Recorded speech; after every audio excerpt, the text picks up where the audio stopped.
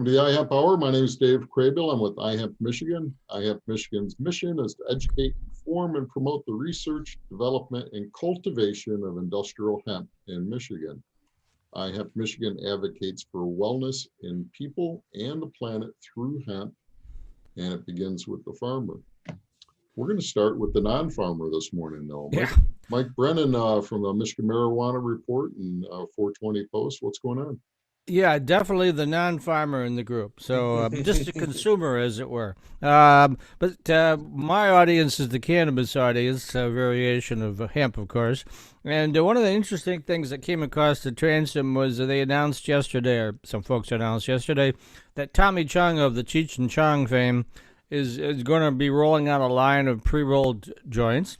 Working with MKX, which is in the Dearborn area here in Michigan, and he's going to be the product will be available next week on Cinco de Mayo, which will be Wednesday, May 5th. So that'll be kind of interesting, having a celebrity, and he thinks Michigan is a great state to do that in because we've got such a well-established cannabis community here in the state, and of course it's adult legal.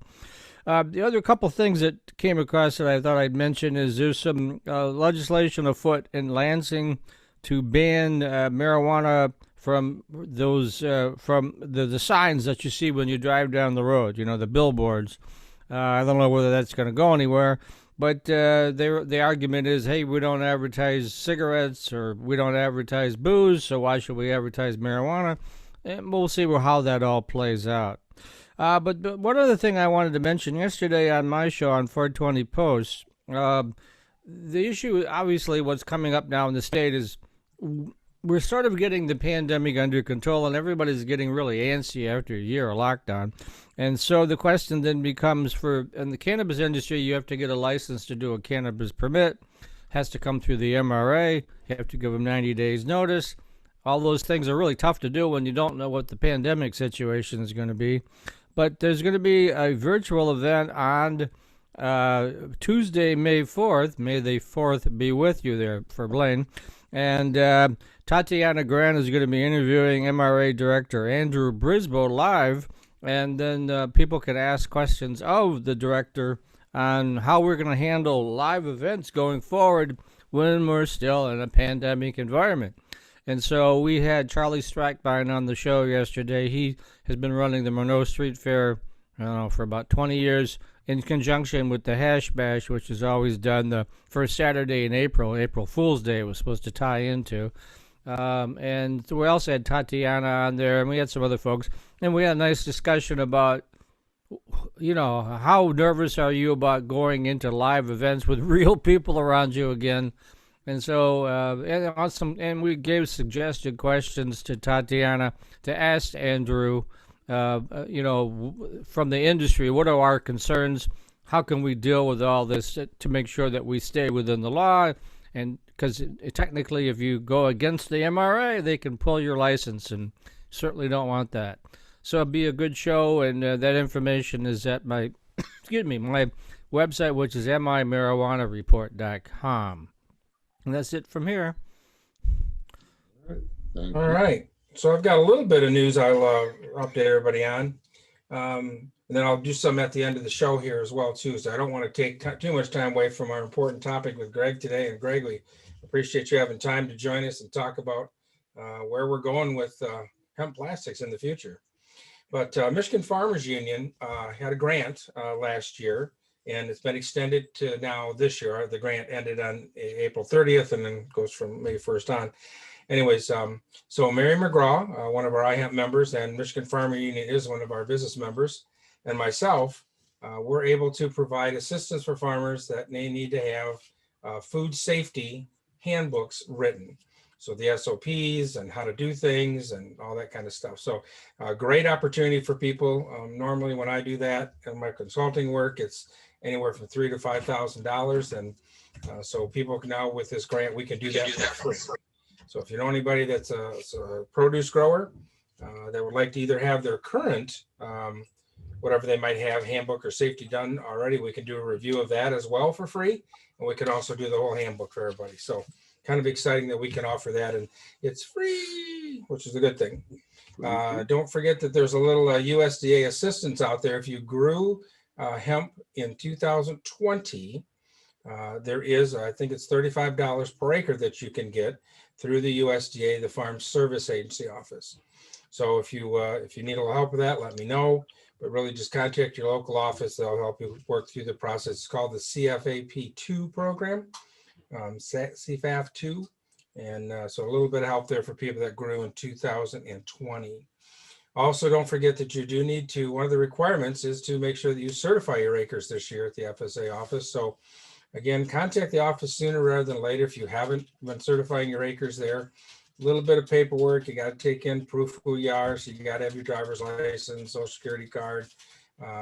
They'll sign you a farm number. They'll get a cool nap to take home with you and be able to do your certification process. So again, you got any questions on that, you can get a hold of me. I can help you through that. I worked there for 27 years, so I understand all that lovely government red paperwork we all got to do. So also, Montana has passed a bill to support hemp and animal feed.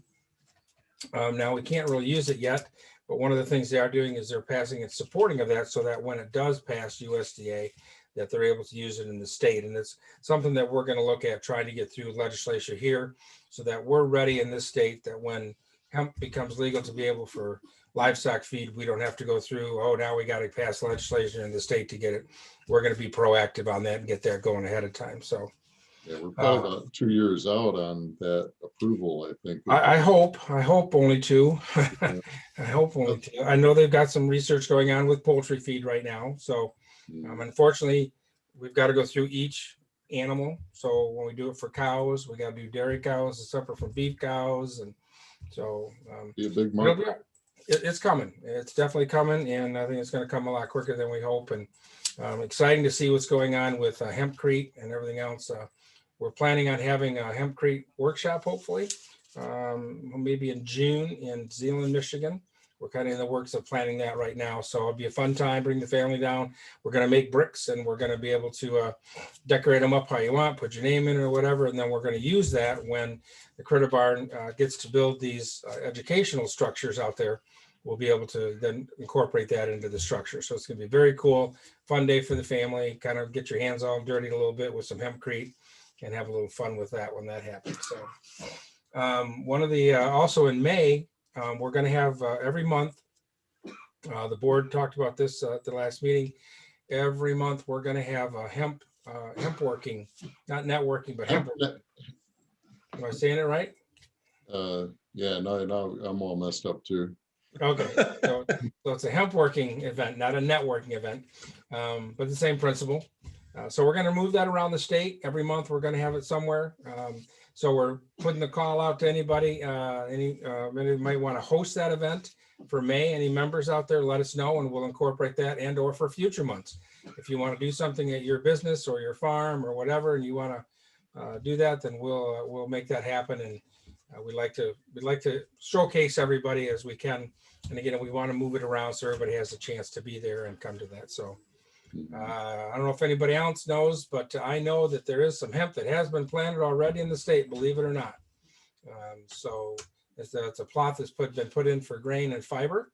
And so it's going in, folks. The year has started and here we go. So right. I'll have more information at the end of the hour for sure. So Dave, I'll turn it back over to you.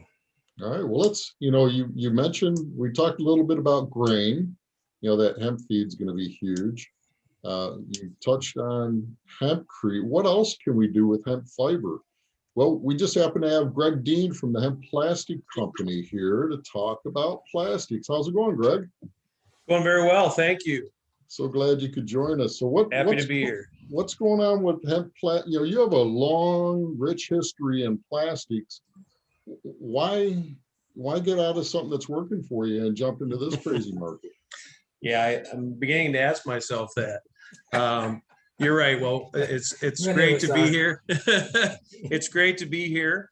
As Dave said, I've spent my entire professional career for the past 30, going on 35 years now, in materials. Started in the metals, and then worked my way into plastics for the past 25 years, and always had traditionally dealt with conventional plastics. I was in the commodity side of the business. We were one of the largest injection and blow molders in the world globally. Happened to also be a Michigan headquartered company, Plastipack Packaging. And after a career of introducing probably more plastics into the world than several other people, I'm sure I'm in the top 10. I stepped away from the industry for a couple of years and did some consulting. And then through actually, my wife is in the CBD business. And through the ownership of that company, I knew that this enterprise of hemp plastic was being discussed. And it was very interesting to me because I've always been interested in filled resins. Obviously, anybody who's in the plastic space in Michigan knows that the auto industry loves filled resins. And so there's always an opportunity there to create a good alternative to what's been used traditionally for years. Coupled with that was the 2018 Farm Bill had just passed. And so I knew there was going to be an explosive amount of hemp growing across the US and Canada. And so looking at that as a commodity to use as a filler was really a great opportunity for us. And being in the plastic space, you know, we began to formulate displacement ratios of what we could take out of traditional resins and replace with a biological filler like hemp. Because biological fillers aren't new. People have been using them for years. People have used flax, they've used rice hulls, they've used crushed coffee grounds even as biological fillers. But the uniqueness about hemp is when you take the crediting approach of looking at the overall LCA and carbon footprinting of the process, hemp, because of its natural carbon sequestering properties, happens to be probably the best biological filler to displace carbon crediting on the virgin fossil fuel-based resin side. So unlike flax, unlike mineral fillers like calcium carbonate and talc, which once you pull out of the ground, you can't grow more calcium carbonate or talc, hemp is a replenishable filler material. And, you know, Blaine mentioned the work being done on agricultural feed. And here was one of the great dilemmas I think that the industry faced, and that was that they were beginning to understand the value of what this plant did. And obviously you guys are in the space, and so you know the inherent value on the front end was geared towards CBD. And so they love that top 6 inches of the plant. That's where all the inherent value is. And unlike other agricultural commodities, the rest of the plant and the biomass that's left over after you extract value wasn't an immediately transferable commodity into animal feed. If you look at most other agricultural crops, it's not a tortuous path to get their biological waste immediately into the feed market. So that not being an opportunity, I think fueled a tremendous amount of the repurposing thoughts that were going on in industries that could utilize it. You mentioned a great one, hempcrete is one. There's hemp wood, where they actually make hemp wood out of it. Hemp plastic, obviously we're doing it. There you go, hemp wood right behind you there, Dave. So that was really an opportunity to marry two things. We were able to marry on the back end of the supply chain, going out to molders and end users and saying, listen, instead of this product needing to be composed out of 100% plastic that comes from the ground in either natural gas or oil, we can displace basically 1 out of every 4 rail cars of this material with a reoccurring natural carbon sequestering plant. And that's really been a positive messaging that's gotten us through into a lot of different verticals.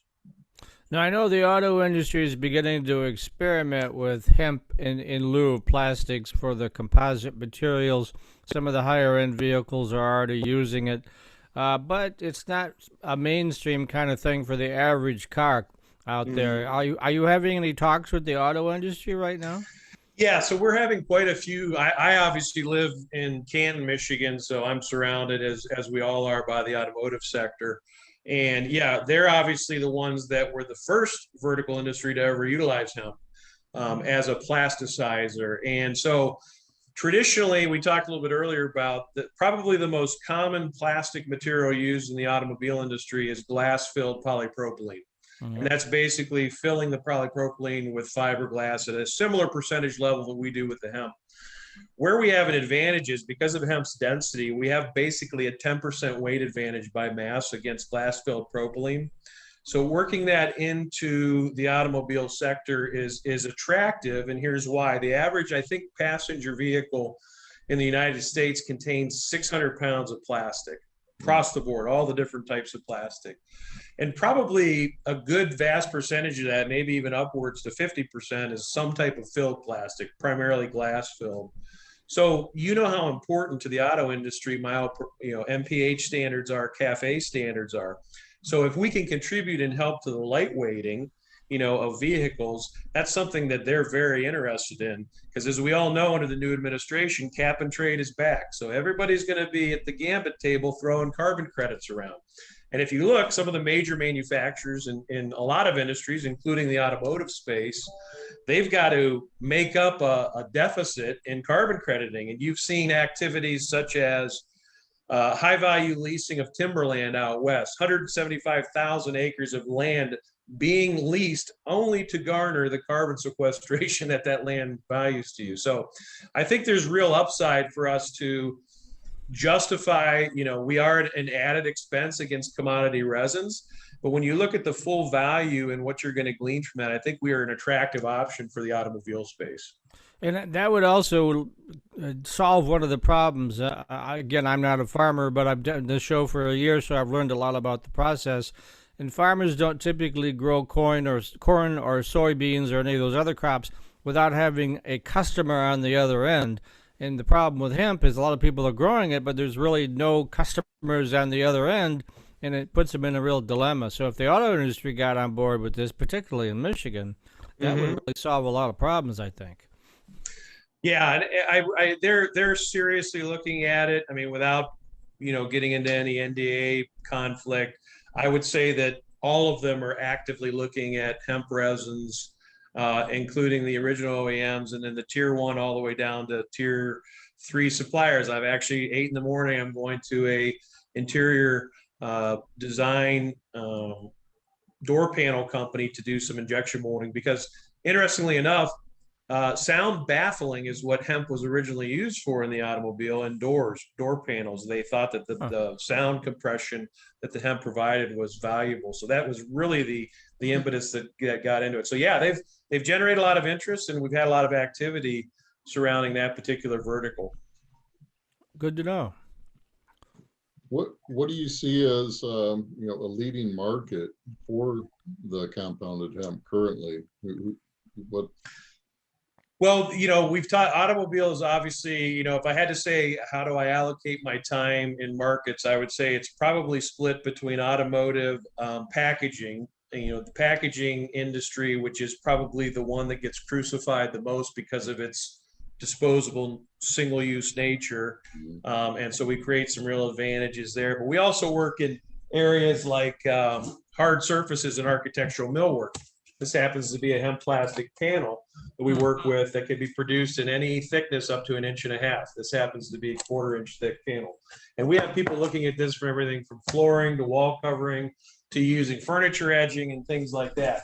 Those kind of industries can consume a lot of pounds very quickly when you look at that. So the packaging space has really probably been the #1 driver, and it's simply because we have so many cannabis companies out there now.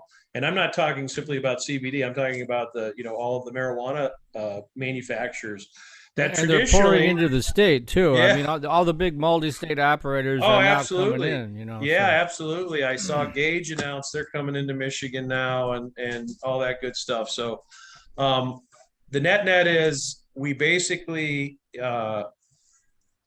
are trying to kind of address the question of, hey, can I get my cannabis product into a cannabis package? And whether that be a cream or a cosmetic in the CBD space or the hemp space, or, a container for flour or for oils, up to and including even making the exterior packaging for cartridges and that. So the challenge that the cannabis space in general was there was no commonality in the packaging. As it grew, people just began to grab from different resources.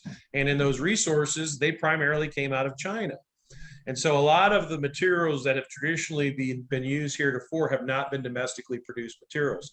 So we've worked in conjunction with a variety of molders that have been investing in and working with the cannabis product community in bringing standardization and packages to them that are composed of, a hemp plastic and that conform to, the regulation of that particular industry, whether it requires child resistant, tamper evidency, those can all be features and characteristics built in.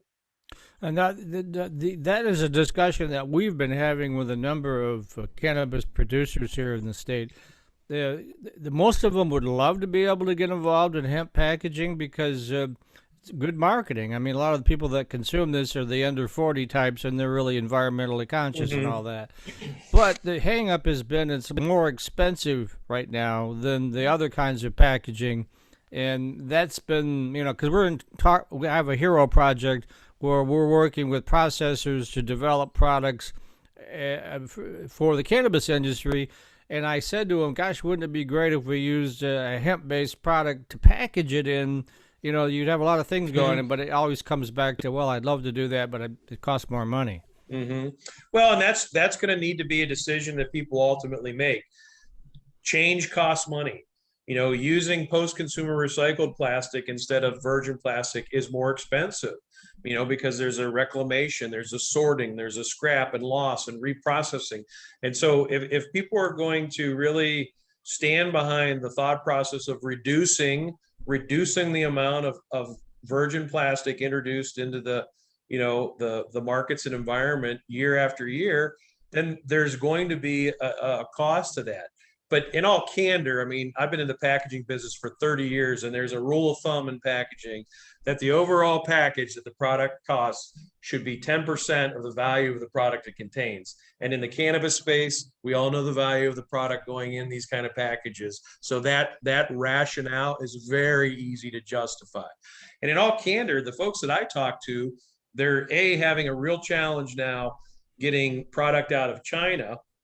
And B, the freight, I don't know if you've looked at container freight out of Asia lately, but it's basically almost tripled in the last 12 months. So a container that cost $1,900 to ship over 18 months ago now costs $4,500 to $6,000 to ship over. So we can make up that difference. And what will happen as the cannabis space matures is there will become standardized packaging aligned with it. And the same thing, I grew up in the beverage business when beverage bottles converted from glass to plastic.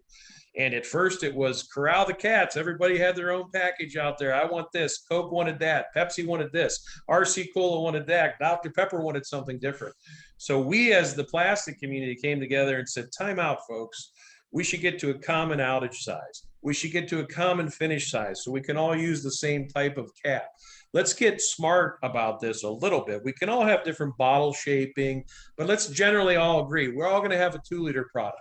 We're all going to have a half-liter product. We're all going to have a 12-ounce can.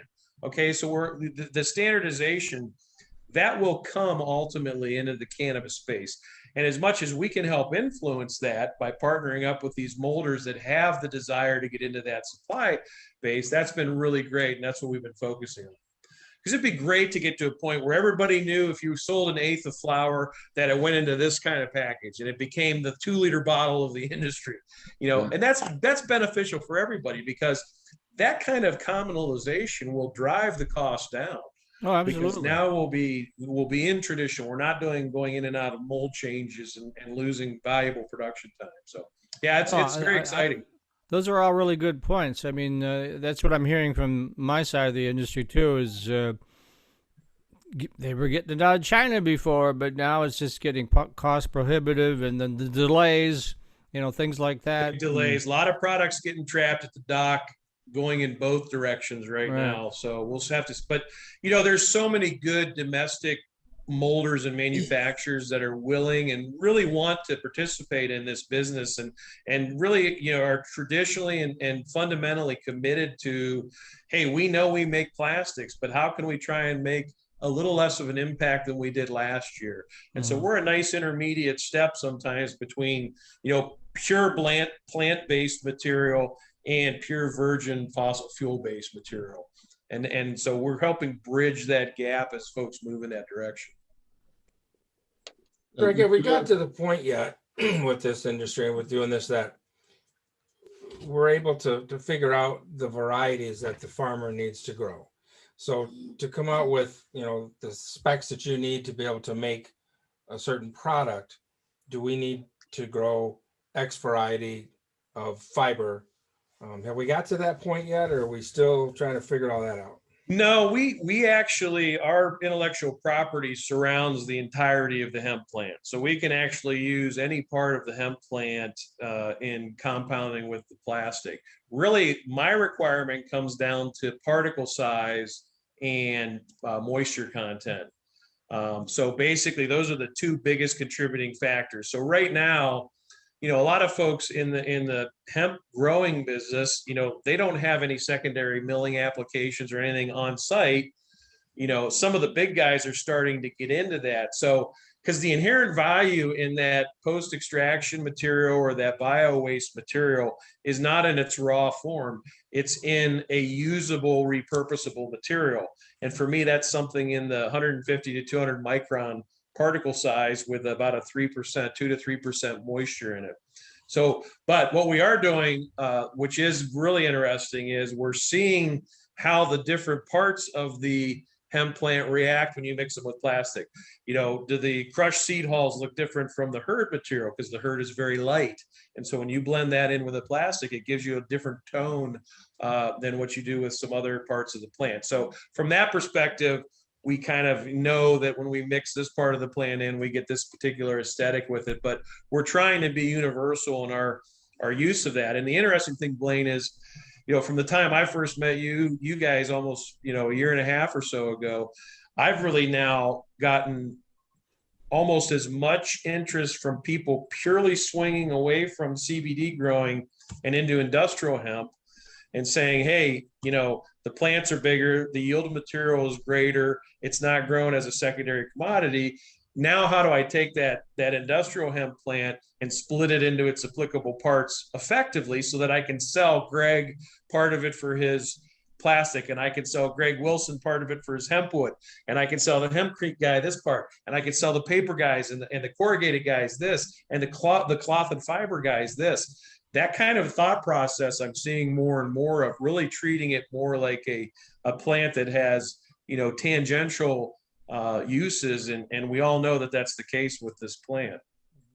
Yeah. So for your end product, it doesn't matter if it's a CBD plant or regular fiber, right? I mean, no, yeah. I mean, from my limited understanding, I know a good bit, but my understanding is the CBD type plants are traditionally much shorter than the industrial hemp grown plants, talking about 4 foot versus maybe 6 or 7 foot. Right. So, but yeah, it really, it's not the material has to be of a nature that I can compound it effectively with plastic, and moisture is the enemy of the plastics business, as anybody in it will tell you. So, and hemp is a very hygroscopic plant. Even though it's old and dry and sitting in your barn, believe me, that plant is always looking for ambient moisture to suck up, and it'll suck it up. You'll look at some of those dry pieces there and you'll be amazed at the moisture content in them still. 2 to 3% in a plant that looks virtually dried, which is crazy. So we have to constantly work on making sure that we, get the material in a usable fashion. Probably the next step of our evolution will be where we invest in the machinery and processing capability to take hemp in its raw right out of the field form, and then we can manage it into the exact, particle size, dryness that we need, because that's critical for us. And instead of, I would never invest in the methodology of making plastic before I would invest in the methodology of controlling the hemp supply. And then that takes the burden off of growers and some other folks where, now they're not having to get into a secondary operation of, hey, now I'm a miller, now I'm a particle separator, now I'm a fiber guy, and that'll allow that latitude to be a little bit wider. So it's all moving in progression towards that. Hey, Dave, you had something you wanted to show there, Dave? Yeah, when I was at NOCO, I'm starting to see some equipment, the milling equipment. So yeah. micronized hemp. Yep, and that's what we use. There's a lot of people now that I think are getting into the thought process that, my hemp in its unmilled form is worth virtually nothing. Maybe if the animal feed thing comes through, that'll be a great way to move some of that more commoditized material. But, in its milled form, I'd pay 25, 30 cents a pound for that material. So then you've got to realize can I make money off of this if I get a revenue stream of 25 to 30 cents a pound from this industry, and maybe in this industry it's 40 to 50 cents a pound, but maybe in this industry it's only 15 to 20 cents a pound. That merges into, okay, can I make a justifiable business proposition out of taking this plant and turning it into a repurposed material? Yeah. So when we have your equipment up, Greg? What's our main contracts, right? Yeah, we're a little bit away from that. Obviously, I wish we were further down the road, but with everything we've dealt with the pandemic, and now we're in a considerable force majeure situation in the plastic industry globally. But things are really moving, and it by no means has at all dampened the interest that we're seeing from a variety of different industries on these materials. So one material I'm making out of the plastics, and we should probably take a commercial break here for sure. But we have iHemp Manufacturing. They're going to do something pretty special with plastic. Hey, what are you doing? We bought some material from Greg, and going into production next week, we're going to have hemp frisbees. Woohoo! All right. They are very, very cool looking. Yeah, I wish you had one to show. And Tony sent me a bunch of pictures of some of the stuff that is out there. It's really interesting. So. Yeah, is it going to be the same size as a standard frisbee, Dave? Is it the same size?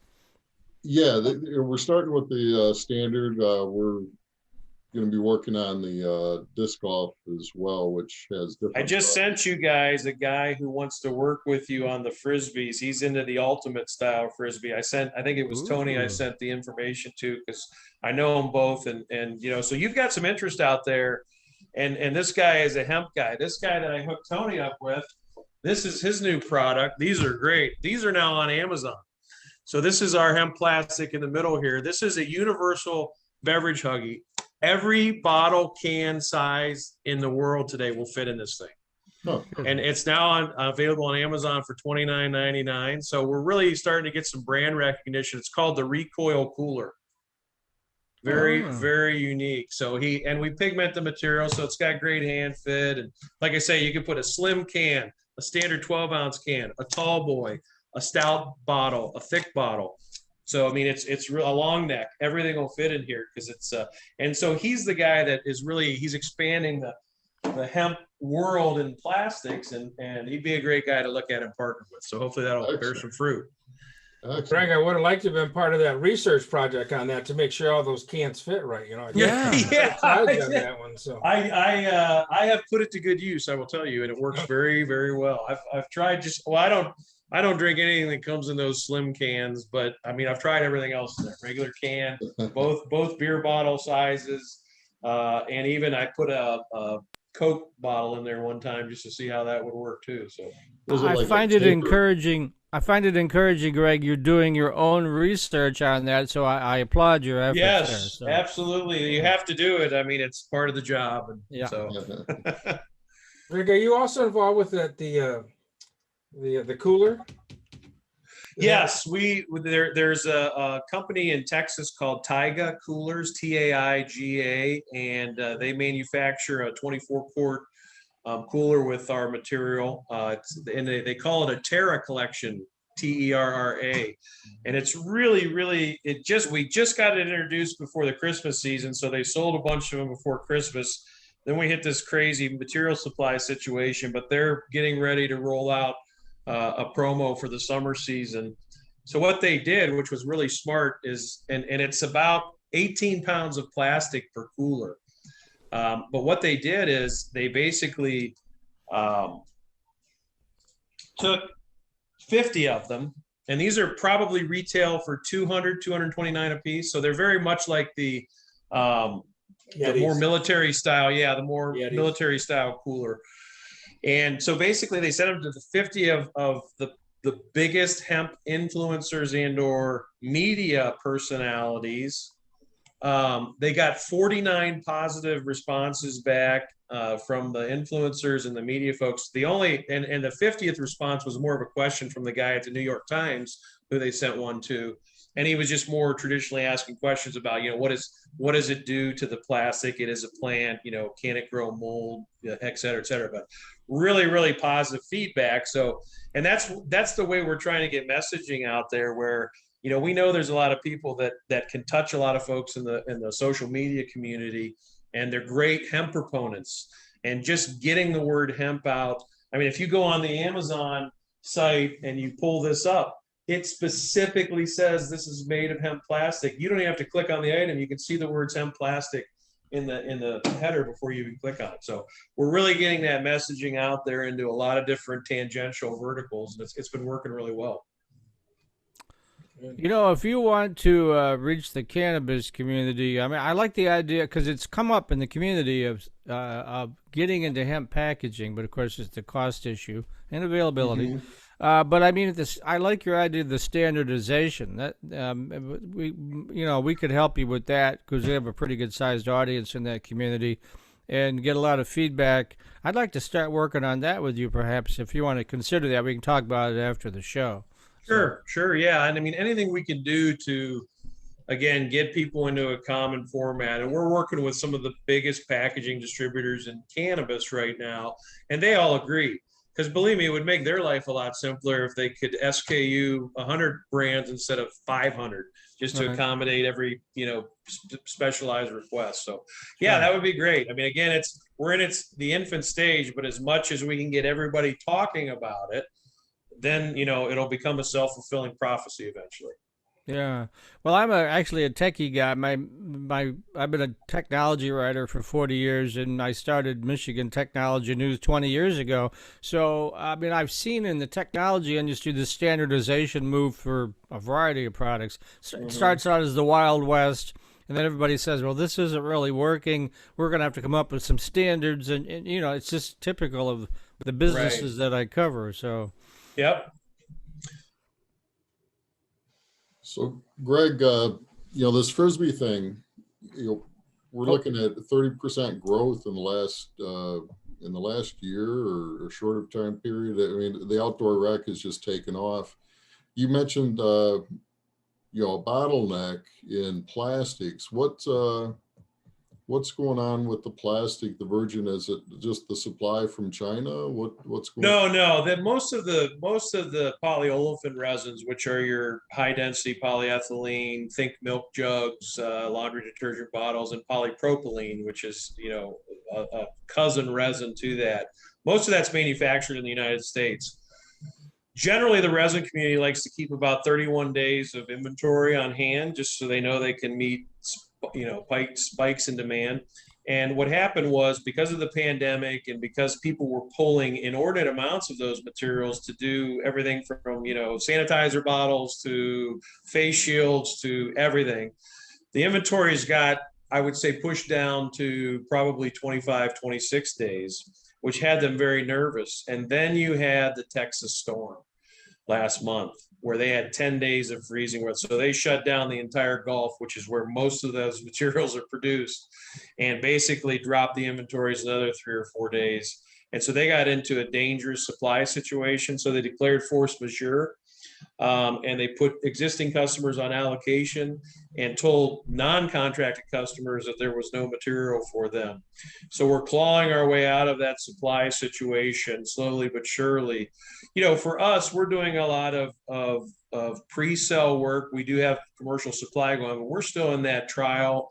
You know, hey, get this application meted out, make this part, make that part, and then we can get into the supply side of it. But there's a lot of folks we work with that virtually just shut down because they couldn't get access to material, or they couldn't get access to more than 50% of their required material. And then it's, you know, who do you choose to supply? Who gets to be ugly? Who gets to be pretty? And that's always a challenge. So this is, I know it sounds crazy, but this happens quite a bit in the resin industry, where they go into these force majeure periods. They're very, very good at controlling pricing and supply and demand. Very much, you know, they mirror kind of the OPEC model and how that industry works in tandem with each other. How do recycled plastics play into that? We're doing some research for an upcoming event. Tony was telling me that Michigan's not looking too good. Overall, we have a lot of available resources here with recycled plastics. Yeah, because we happen to be a forced deposit state. So we're a state where you require 10 cents, on returnable packaging, which most states still to this day don't do.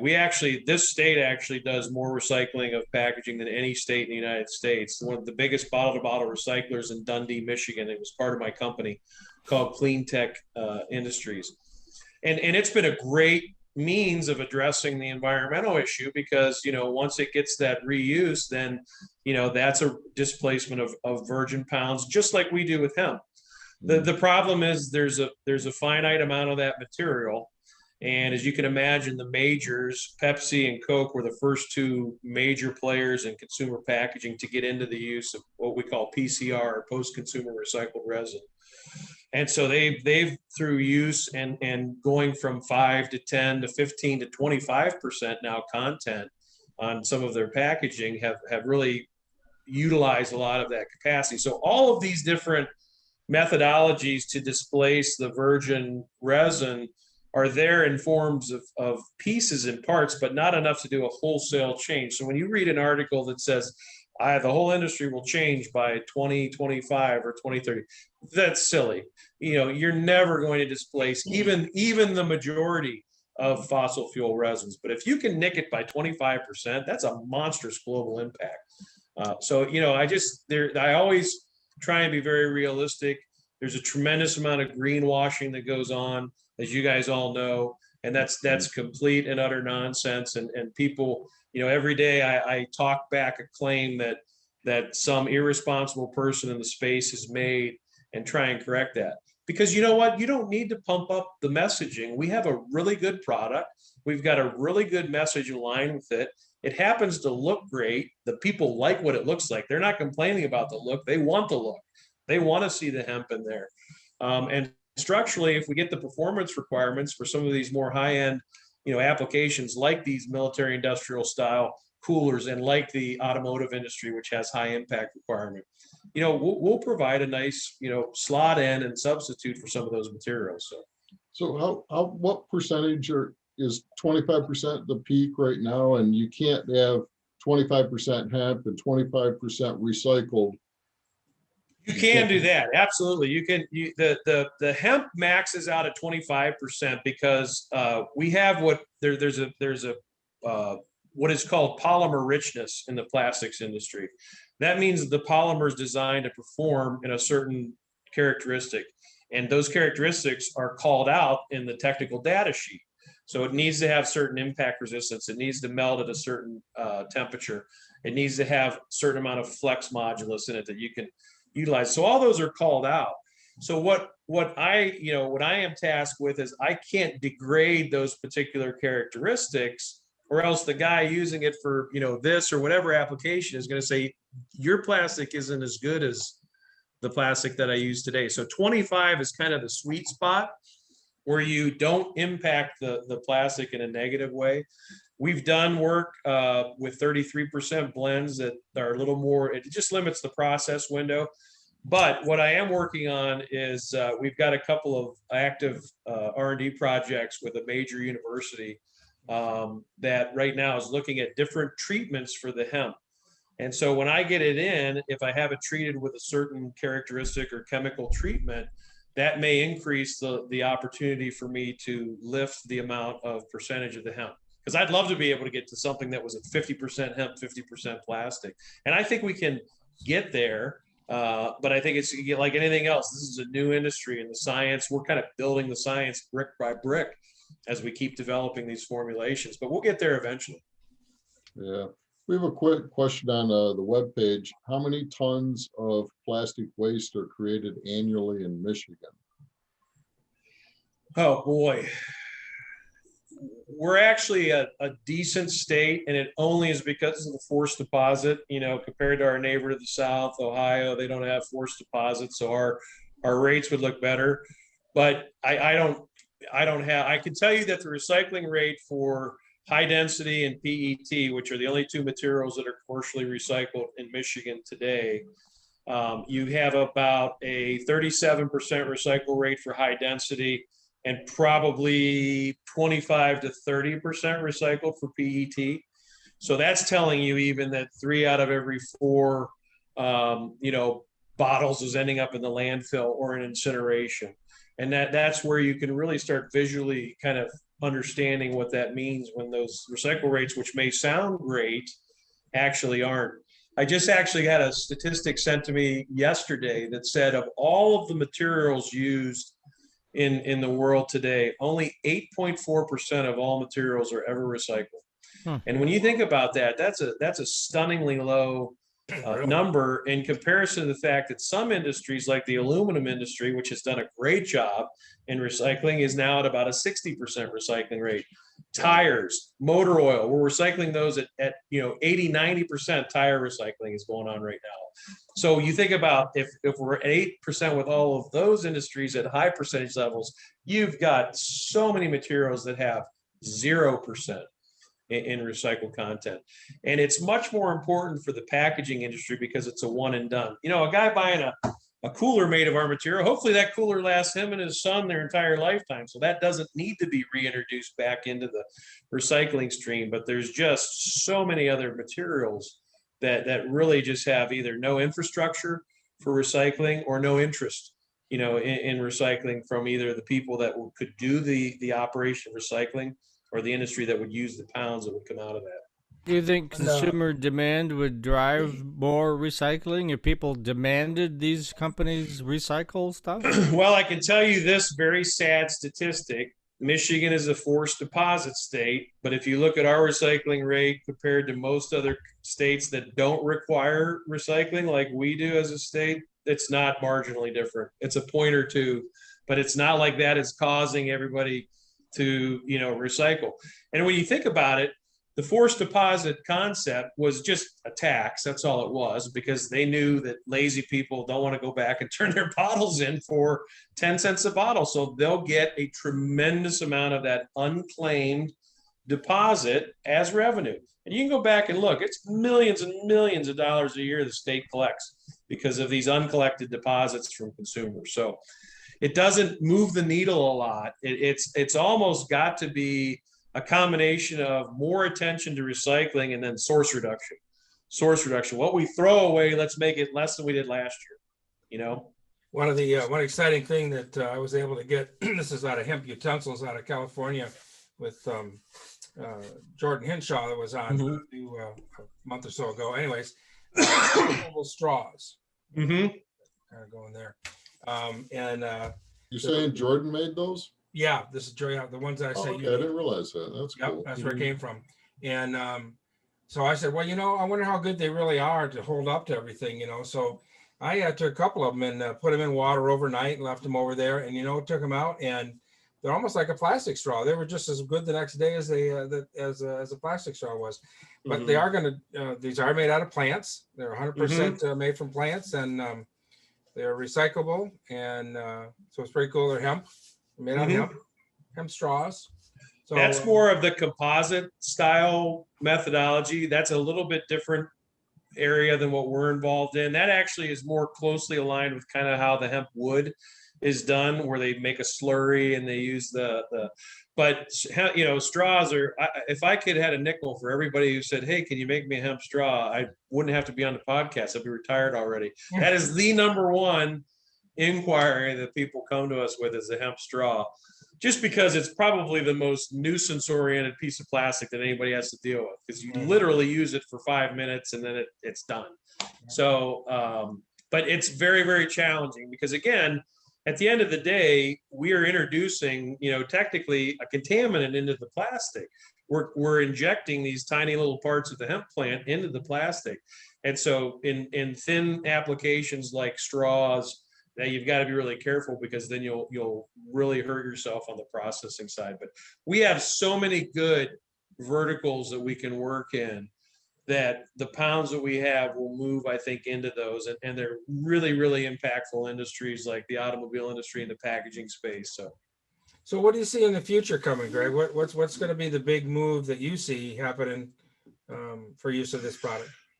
Well, I think, we will eventually get in with the automobile industry. It takes a long time. This is plastic industry and is the longest selling cycle of any industry. I mean, generally it's, if you start a new plastics company, it's easily 5 to 10 years pre-revenue.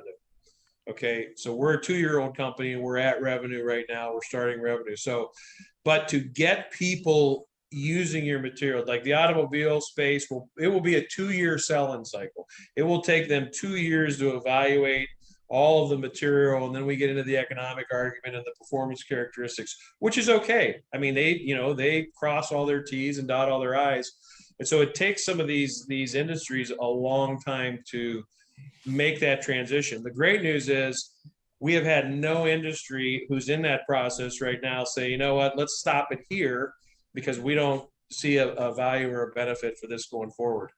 I think what happens next is, my goal is to continue to hopefully figure out a pathway that gets us into polymerizing the hemp plant itself, actually turning the hemp plant into a traditional plastic, not a composite plastic, but a traditional plastic, similar to the material PLA, polylactic acid, which is a material that's made out of converted sugar. So they actually take corn or sugar beets or sugar cane, they convert the sugar into lactic acid, then into polylactic acid, and it creates a plastic that looks just like every other plastic out there in resin form.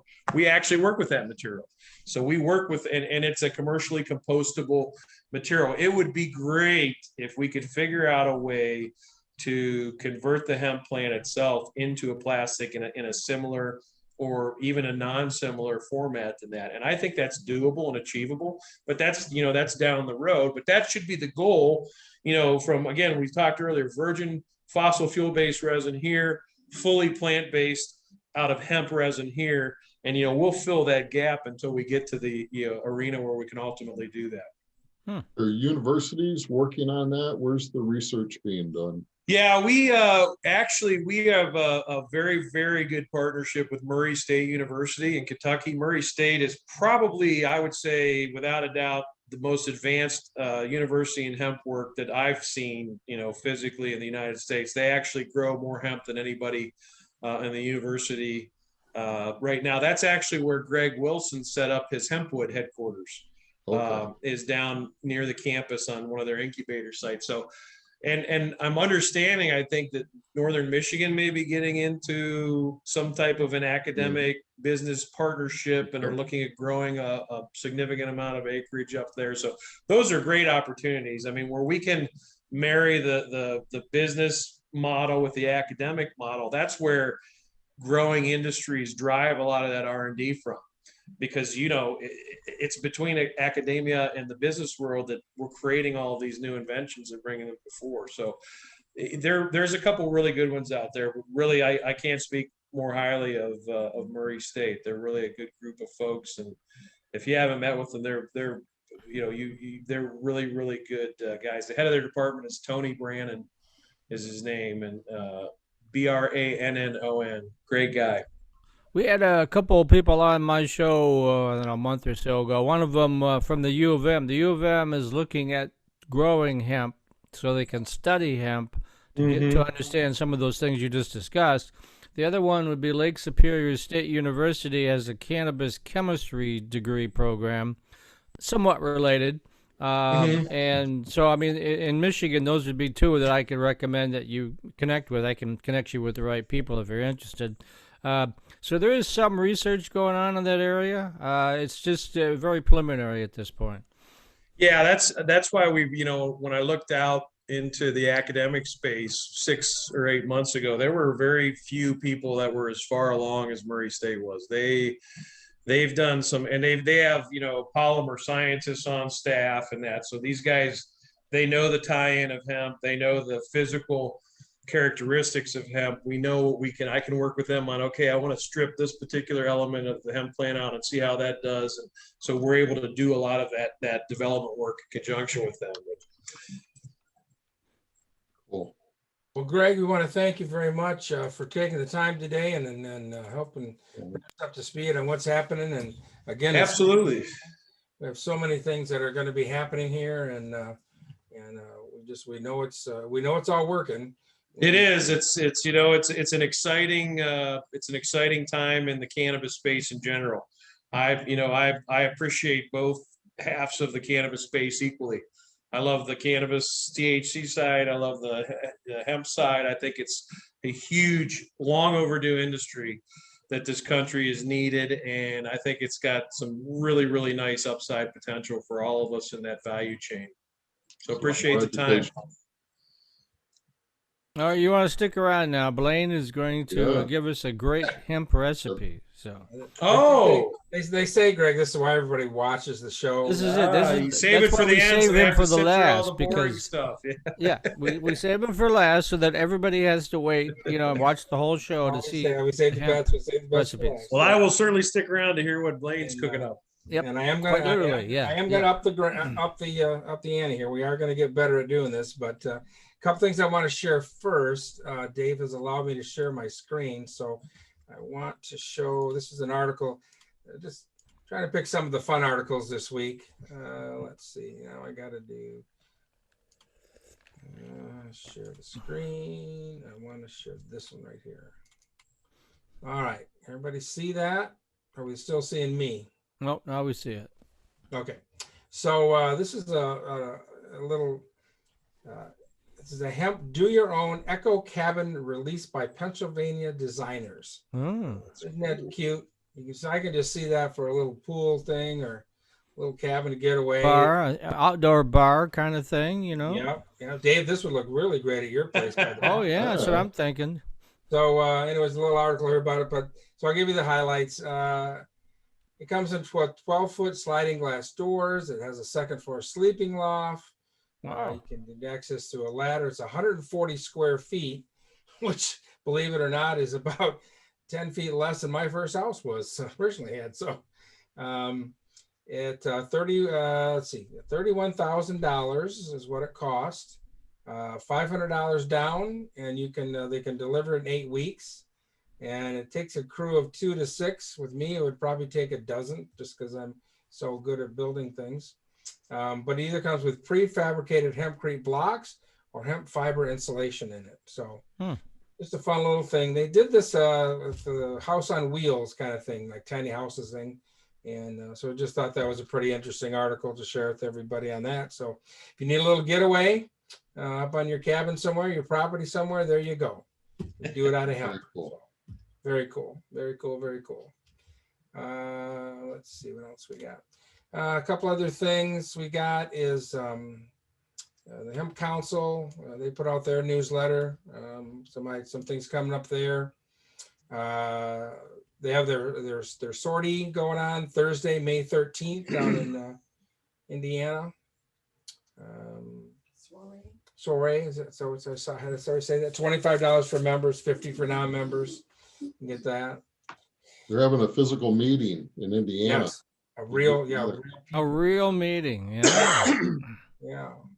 Thursday, May 13th. So I don't think we can make it quick enough, Dave, after the show. Maybe we should go down there and do the show from there. Maybe that'd be kind of cool. Road trip. Yeah, road trip. Don't forget that the Midwest Hemp Database, they're still taking applications if you want to get involved in that and get a reduced rate on your testing. Kind of a good project to be involved in. The more information we get into that, the more we're all going to know about varieties and what helps, what goes hot, what doesn't. They're still planning the Hemp at the Crossroads on December 1st and 3rd. So that's coming up. We got the U.S. Safe Banking Act was on to the Senate. So now we got to ask our senators to support that. Also, don't forget to thank our representatives that did support this and thank them for doing that. It's always nice to get it. You always like to hear about what needs to be done, but you always like to thank you when you did what they asked you to do. So don't forget to thank your congressman on that. Okay. And what else have I got here? iHemp board. So we're forming committees with that, and we've had a couple people step up and volunteer to be on the committees for those. But if you're still interested in being on a committee, helping us out with the iHemp Michigan, please let us know that so we can, and then what you'd like to do, what kind of committee you'd like to be on, so we can help keep that process building and going. So we look forward to more members becoming involved as we move on with this. We are planning, and they're just in the planning stages right now for the next Hemp Expo, which will be in January again, like we have been doing it. So stay tuned. There'll be more news coming out on that as we move forward. And hopefully by then we'll be back to some kind of normality with doing live events. So, all right. Now, do I need to stop sharing screen? I got it. You got it. Thank you, Dave. Because if I don't put the hat on, you guys don't know what we're doing, right? That's it. Little hat. Now we need to get you a hat made out of hemp now somehow. Ooh. So Yeah. You should look at that. Well, today we're going to go down the breakfast trail. Is where we're going down.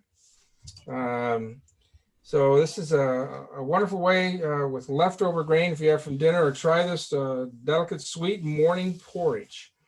With the power of whole grains and hemp seed, you'll be energized all day long. ooh.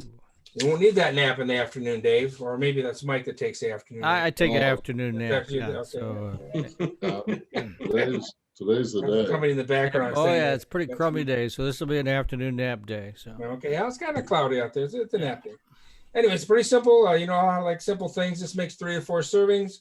2 to 3 cups of vanilla soy milk or apple juice. 1 cup cooked grain, such as rice, millet, barley, or whole oats. 3/4 cup of raisins. They say organic raisins in here. A generous pinch of ground cinnamon, but just a pinch of sea salt.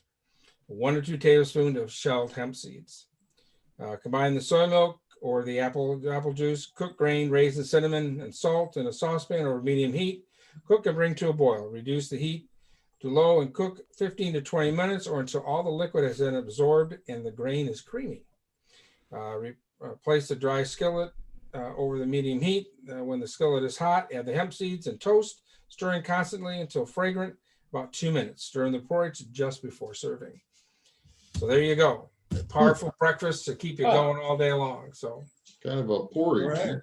yep. Quick whole grain porridge. Yep. All right.